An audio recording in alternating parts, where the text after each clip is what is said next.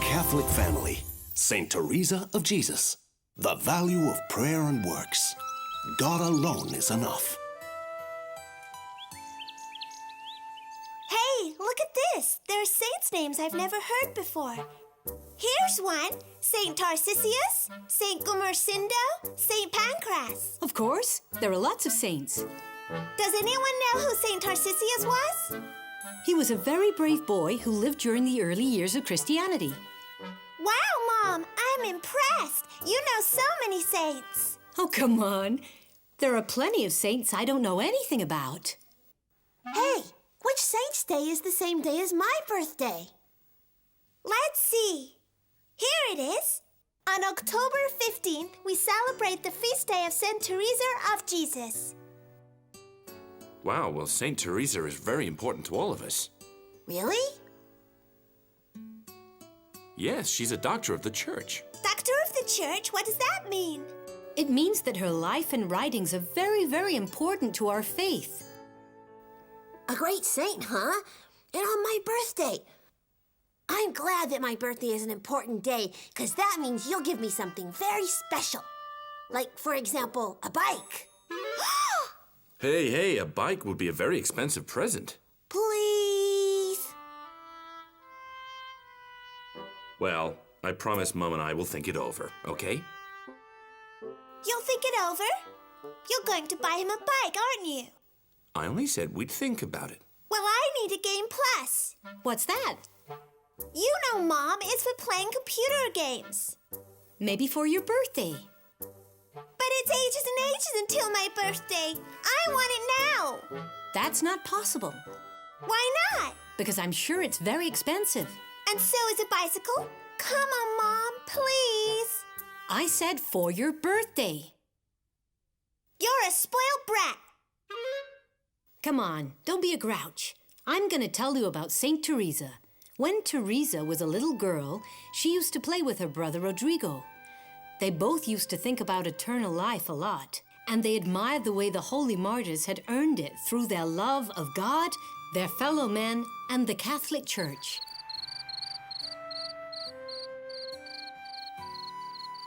The saints will be close to God Forever and ever and ever.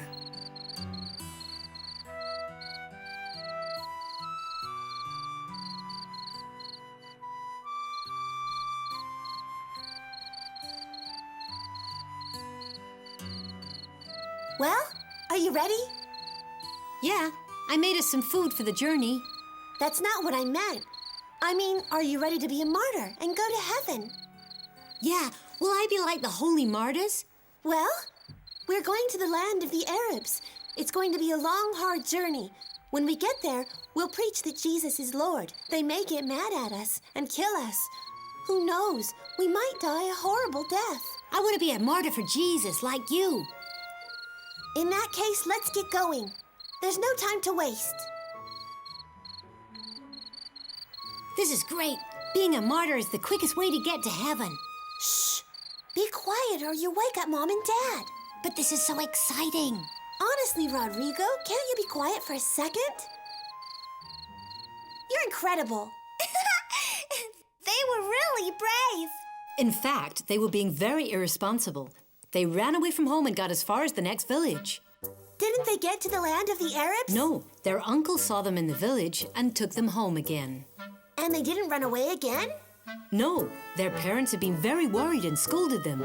So that was the end of their adventures. Then, when Teresa was 14 years old, her mother died. That's so sad. Yes, it was very hard for the family, but Teresa turned to the Virgin Mary. I miss you, Mother. Virgin Mary, I know that you love me. From now on, I ask you to be a mother to me. Please don't ever leave me. From that moment on, Teresa had a special devotion to the Virgin Mary and never let herself drift away from her.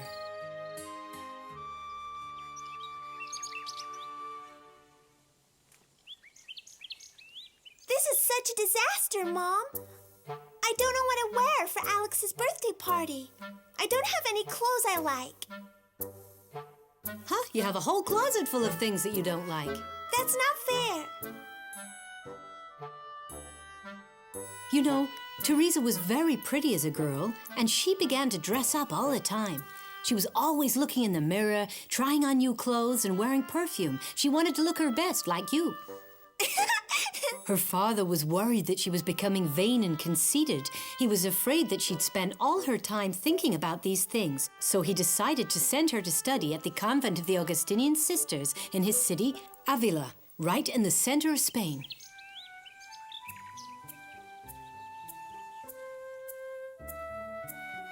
The way the nuns lived made a big impression on her. Teresa saw that the nuns dedicated a lot of time to prayer and were always happy. How could the nuns be so happy if they were always shut up in the convent? Teresa prayed long and hard to find out what God wanted of her. I belong to you, for you I was born. Jesus, what do you want of me?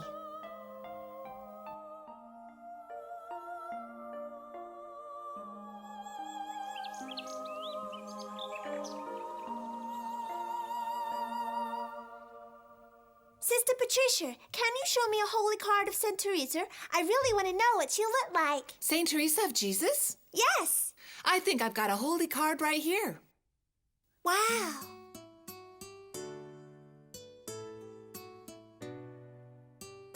When she was 20, she told her father that she wanted to be a nun.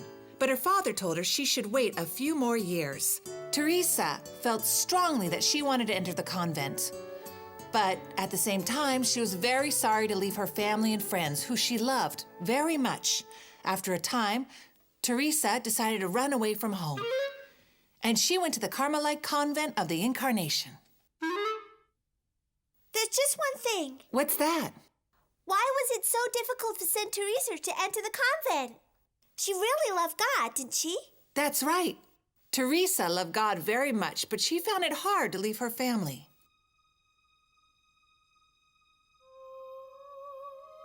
Sometimes in life, we have to ask God for special grace in order to be able to carry out His will, even if it's difficult.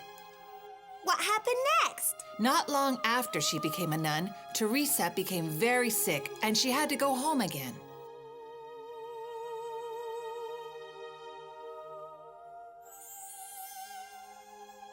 Is it very serious, Doctor? I'm afraid so. And might she die? I see. I am very sorry. I really am. I did everything I could, but now she is in the hands of God. Lord, I accept this suffering and I offer it to you, but I want to serve you. I have given my whole life to you, and I think I could serve you better if I were healthy as well. Saint Joseph, intercede for me so that I may be cured and serve God with all my strength. Then Teresa got well again. Everyone knew that it was a miracle. She was sure that it had been thanks to the intercession of Saint Joseph. From that time on, she had a special devotion to him. Wow. Saint Teresa was a great teacher of prayer. What's prayer? Prayer is when we talk to God and make friends with Him, telling Him all our joys and all our troubles. He's our friend, and He's waiting for us to talk to Him.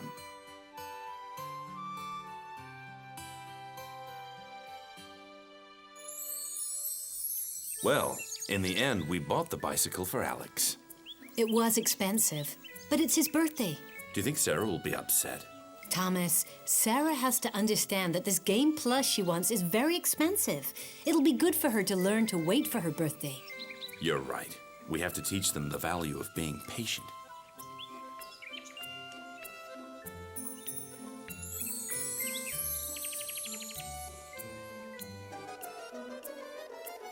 You know what, Sister Patricia? I'm going to stop praying. That's a great idea. Jesus, I've come to church to pray.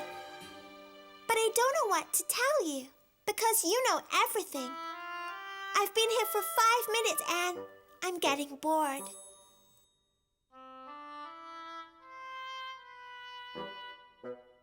I get bored when I'm trying to pray. I tell Jesus what I did that day, and when I've told him that, I don't know what else to say. Don't worry. The same thing often happened to Teresa. Did she get bored when she was praying too? Yes. But she was a great saint. How could she get bored of being with God? The great saints were people just like you and me. Teresa used to get so bored that she would count down the minutes until she could finish praying and leave the chapel. She spent the whole time waiting for the bell to ring. The bell marked the end of prayers. In that convent, there were more than 100 nuns, and their lives were a lot of fun. The nuns often had visitors, and as Teresa was so lively and outgoing, she spent a lot of time chatting and laughing with the ladies who came to see her. Sometimes the visitors brought her presents. Talking of presents, my brother is a spoiled brat. Why do you say that? Because they're going to buy him a bike, and they won't buy me a Game Plus. And I need it so I can play with my friends. Well, now, you don't really need that gadget to be happy. You don't understand. Everyone has a games console except me. Listen, I'm going to tell you something that might help you. Some nuns used to pray many times every day, but Teresa preferred to have fun with the other young nuns and chat for hours and hours in the refectory. Teresa prayed very little, until one day something happened. What happened?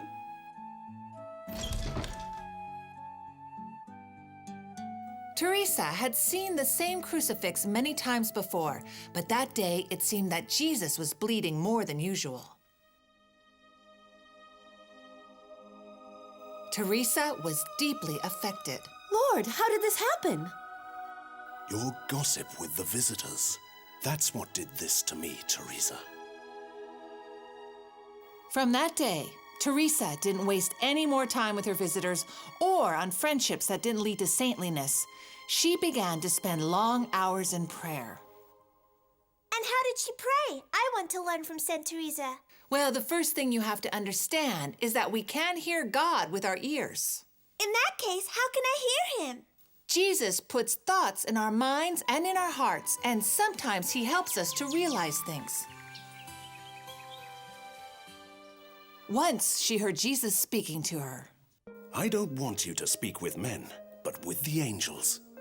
Sometimes she rose up off the floor when she was praying. People began to talk about these things throughout the town. Some said she was a saint, and others said she had a demon inside her. I have such hope that I die because I do not die. I die because I do not die. I don't understand what that means. Teresa had a vision of heaven and hell. Really? Yes, and when she saw the heaven that God has prepared for us, she really wanted to go there. But we will only go to heaven when we die. And that's exactly what Teresa said. She didn't mind dying if it meant she would go to heaven.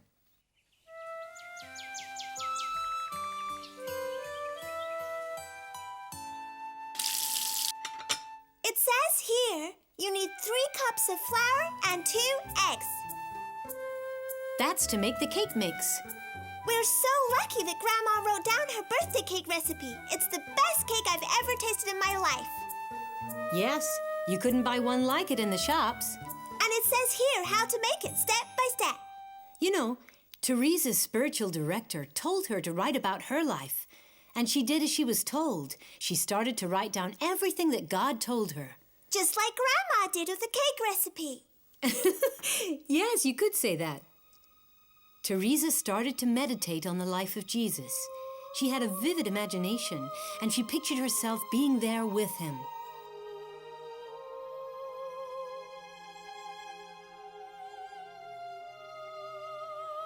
For example, she would imagine that she was at Jesus' side in the Olive Garden while he prepared himself for his passion.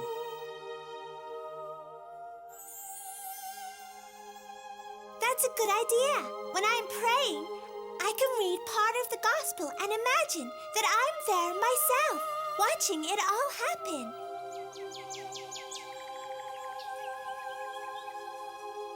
Jesus, today I'm going to think about when you were born in the stable in Bethlehem.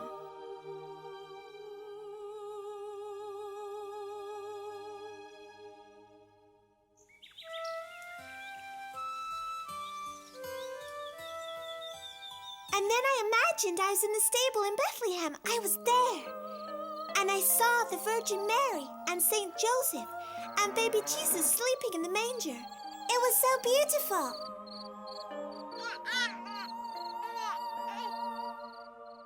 And I realized something. Oh, really? Yes, I realized that Jesus was born poor. Very poor. That's right. Jesus gave us an example of poverty. And I thought that I have so many things, and sometimes I feel sad because my mom and dad won't buy me something that I want, like the Game Plus. And Jesus didn't have anything. He didn't even have a proper crib or a house to be born in.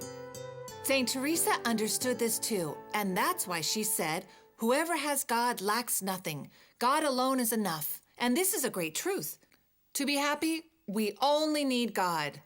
Do you see? Our Lord Jesus has helped you to realize all of this. Now I know how God speaks to us. You know, Saint Teresa had a niece who was also a religious sister in the convent of the Incarnation and who gave her a very good idea. Sister Teresa, why don't you start a smaller convent than this one? There are too many sisters here, too many people visiting, bringing presents. I understand, sister. It makes it very hard to lead a life of prayer. Teresa prayed hard and came to think that what her sister had said was the will of God. So she asked permission from her superiors, and they granted it. And she founded the convent of St. Joseph. Of course, now I understand. She named it after St. Joseph because of the devotion she felt towards him. Was it a very small convent? Yes, it was smaller and poorer. But Teresa didn't mind. She wanted to be poor as Jesus had been. They didn't even have money to buy shoes. That's why they wore sandals, and they called them the Discalced Carmelites, which means they went barefoot. Why must we desire so many goods and pleasures? Will pleasures and pastimes lead us to the fruition of what he won for us at the cost of so much blood? That is impossible. That is not the right way. We shall never reach our goal. Teresa and her sisters were very happy being poor, because to be happy, it's enough to have God.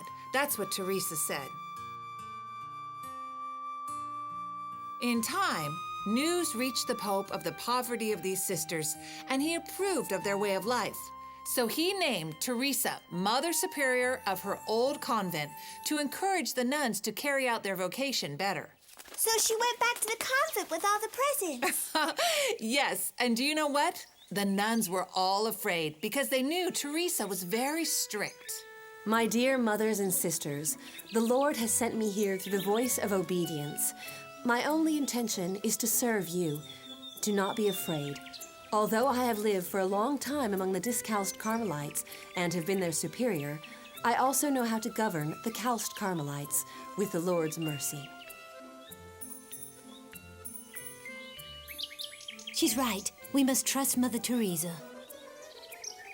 And so she won the friendship and the respect of all the nuns and was able to reestablish the original discipline and way of life of the Carmelites. So they didn't chatter all the time or get presents? No. The sisters prayed more and were poorer, but they were happier because they were closer to God.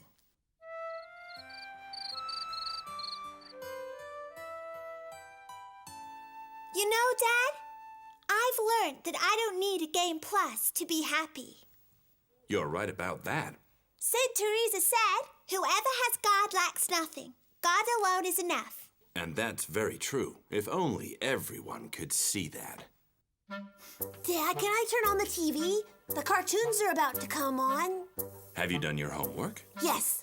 In that case, you can. Yay! Ha!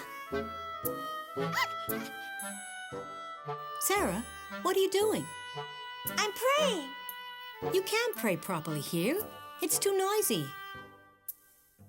You know, St. Teresa recommended going somewhere quiet to pray, somewhere you can be on your own. Why not go up to your room? You're right. I can't really concentrate here anyway.